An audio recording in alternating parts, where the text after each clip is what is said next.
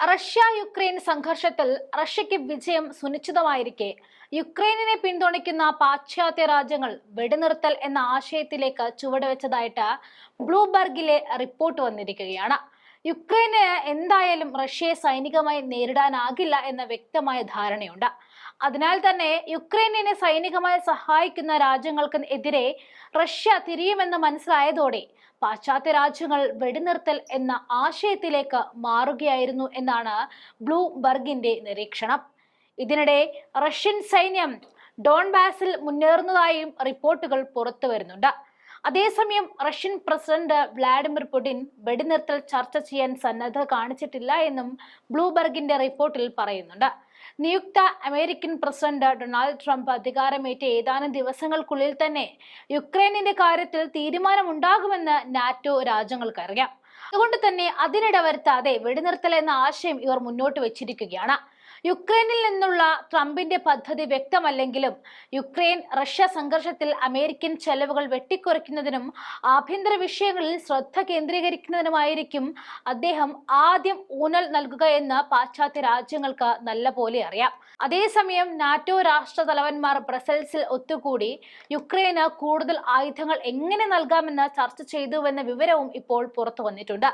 പുടിനെ എതിർക്കാതെ യുക്രൈനെ സംരക്ഷിക്കാൻ ഏത് സുരക്ഷാ ഗ്യാരണ്ടിക്ക് കഴിയുമെന്ന് ചർച്ച ചെയ്യുന്നതുൾപ്പെടെ പാശ്ചാത്യ രാജ്യങ്ങൾക്ക് സംഘർഷം അവസാനിപ്പിക്കുന്നതിനുള്ള വഴികൾ തേടാൻ തുടങ്ങിയതായും റിപ്പോർട്ടിലുണ്ട്. യുക്രൈനിലെ ഇപ്പോഴത്തെ സ്ഥിതിഗതികൾ ആശങ്ക ജനിപ്പിക്കുന്നുവെന്നും ചർച്ചകൾ ഉടൻ ആരംഭിച്ചില്ലെങ്കിൽ പണി പാളുമെന്നും ഉള്ള തിരിച്ചറിവിലാണ് പാശ്ചാത്യ രാജ്യങ്ങൾ ഇപ്പോൾ ഇങ്ങനെയൊരു സാഹസത്തിലേക്ക് മുതിർന്നതെന്നും ബ്ലൂംബർഗ് റിപ്പോർട്ടിൽ പറയുന്നുണ്ട്.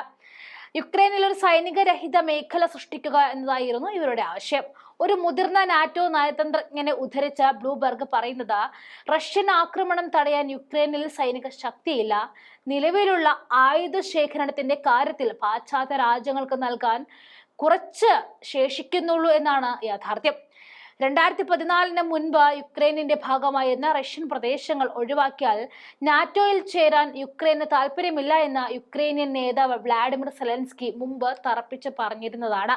എന്നിരുന്നാലും നാറ്റോ അംഗത്വം ഉറപ്പു നൽകുകയാണെങ്കിൽ ഈ പ്രദേശങ്ങളില്ലാതെ റഷ്യയുമായി വെടിനിർത്തലിന് യുക്രൈന് സമ്മതിക്കേണ്ടി വരുമെന്നും സെലൻസ്കി ക്യോഡോ ന്യൂസിനോട് പറഞ്ഞതായിട്ടാണ് വിവരം. അമേരിക്കയുടെ നേതൃത്വത്തിലുള്ള നാറ്റോ സഖ്യത്തിൽ ചേരുക എന്നതാണ് യുക്രൈനിന്റെ ലക്ഷ്യമെന്നും അതാണ് സംഘർഷത്തിന്റെ പ്രധാന കാരണങ്ങളിലൊന്നായി മാറിയതെന്നും റഷ്യൻ പ്രസിഡന്റ് അടിവരയിട്ട് പറയുന്നുണ്ട്. യുക്രൈൻ നിഷ്പക്ഷവും നോൺ ബ്ലോക്ക് പദവിയും സ്വീകരിക്കുകയാണെങ്കിൽ സംഘർഷത്തിന് അയവ് വരുത്താമെന്നും എന്ന നിലപാടാണ് പുടിൻ സ്വീകരിച്ചിരിക്കുന്നത്. അതേസമയം റഷ്യ യുക്രൈൻ സംഘർഷത്തിന്റെ ഇപ്പോഴത്തെ അവസ്ഥ വളരെ ആശങ്കയിലാണ്. ഇത് രാജ്യങ്ങൾ തമ്മിൽ ചേരിതിരിവ് ഉണ്ടാക്കുമെന്നാണ് അന്താരാഷ്ട്ര നിരീക്ഷകരുടെ വിലയിരുത്തൽ.